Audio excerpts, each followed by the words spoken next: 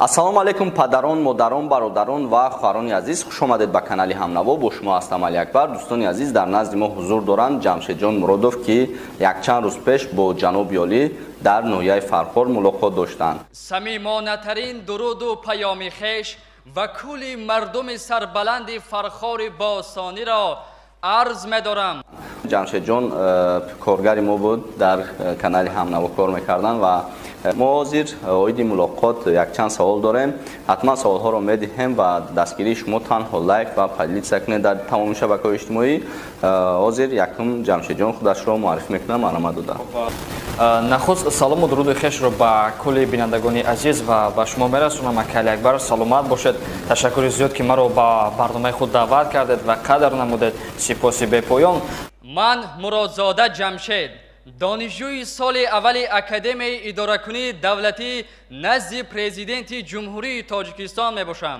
муҳоҷирони азиз, шумо ба одами боваринок ва ба мошинҳои комфорт мехоҳед ба сарҳади Қазоқистон равед? акай Абдукарим дар хизматон аст. акай Абдукарим тӯли чандин солҳо аст дар ҳамин роҳ меравад, меояд, дар шабакаҳои иҷтимоӣ бизанен, ягон шикоят омагӣ нест ва мо ҳам ба боварӣ акай Абдукаримро барои шумо тавсия медиҳем. рақамҳое ки дар рӯи экран астай, занг занед, ҷои худтона бигирен.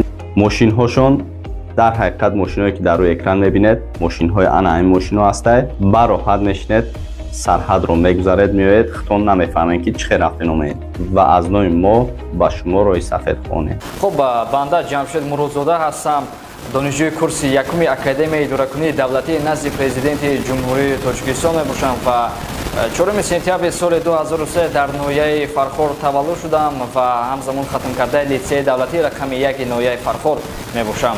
чӣ гуна имкон шуд ки бо президенти кишварамон мулоқот кардед? беҳтарин савол фикр мекунам. ростӣ бо муҳтарам пешвои муаззами миллат суҳбат кардан танҳо ба он нафароне ки даст меёбад ки воқеан дар дил ҳисси ватандӯстӣ доранд ва як меҳр муҳаббате ба пешвои муаззами миллат муҳтарам Эмомалӣ Раҳмон доранд ва ман аз овони хурдӣ ана ҳамон дар дил орзу мепарваридам то бо муҳтарам пешвои муаззами миллат аз наздик суҳбат карда бошам ва ана ҳамон сухане ки ман дар охири суханронӣ гуфтам ки сухани зиқалби тамоми ҷавонони тоҷикро баҳратон мегӯям.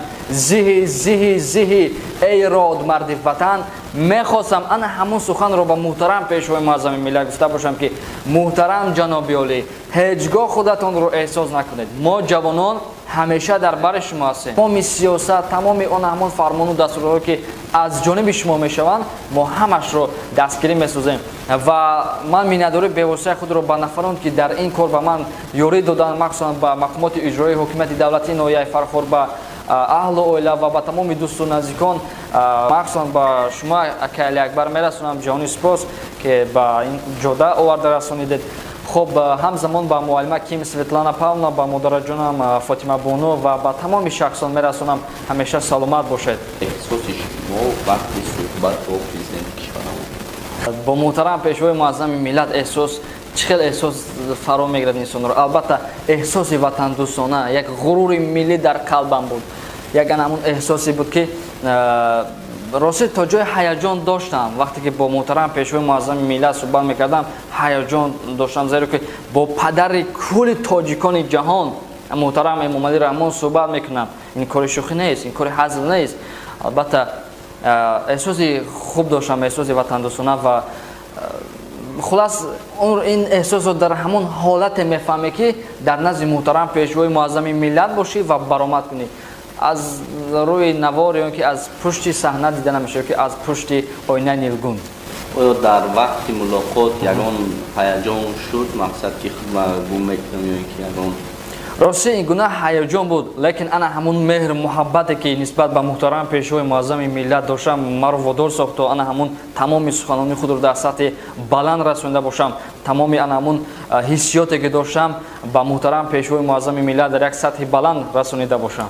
ҷамшедҷон, саволи чоруми мо дар ин аст ки бо нафароне ки мехоҳанд бо президентамон суҳбат дошта бошанд, чӣ тавсияҳо медиҳед? ҳар як нафар орзу дорад ки бо президентамон суҳбат ё ки мулоқот дошта бошанд ва нафароне ки мешавад имкон надоранд ё ки наметавонанд. шумо ки мулоқот кардед, чӣ тавсияҳо медиҳед ба он? беҳтарин суол ака Али Акбар, фикр мекунам ин суоли тамоми ҳам дили мардуми тоҷик аст. Бисёр савол ба тамоми нафароне ки мехоҳанд дар назди муҳтарам пешвои муаззами миллат баромад кунанд, ман фикр мекунам ки муҳтарам ҷаноби олиро аз наздик дидан ин аллакай худ як муваффақият аст, як бурборӣ аст ва шахсоне ки баромад доранд воқеан ҳам баромад доранд ба ҳаяҷон дода нашавед ва ана ҳамун ғурури миллӣ ва муҳаббате ки ба муҳтарам пешвои муаззами миллат доред дар сатҳи баланд гуфта бошед.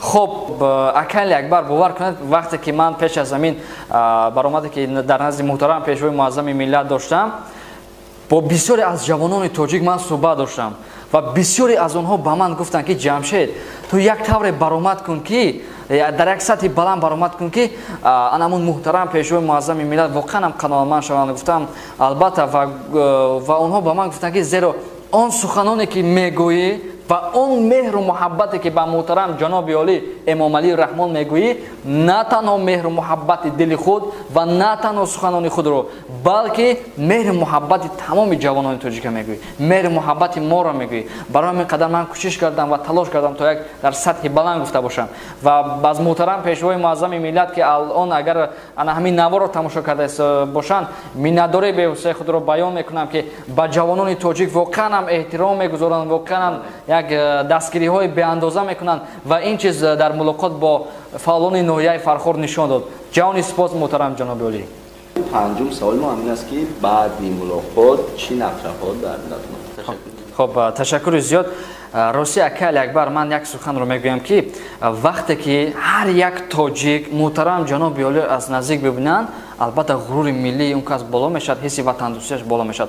وقتی که من با محترم پیشوای معظم ملت از نزدیک صحبت کردم حس وطن دوستی من باز هم زیاد شد و نقشه های در آینده گذاشته من باز هم زیادتر گردید. زیرا من باز به خود نقشه گذاشتم که در آینده برای خلق تاجیک، برای ملت تاجیک در پیروی از سیاست های محترم جناب عالی در رشد و نموی دولت و ملت یک سهم خود گذاشته باشم و نقشه های من همین است که در آینده من میخوام یک کادر بلند اختصاص شده برای ملت و برای خلق تاجیک خدمت کرده باشم.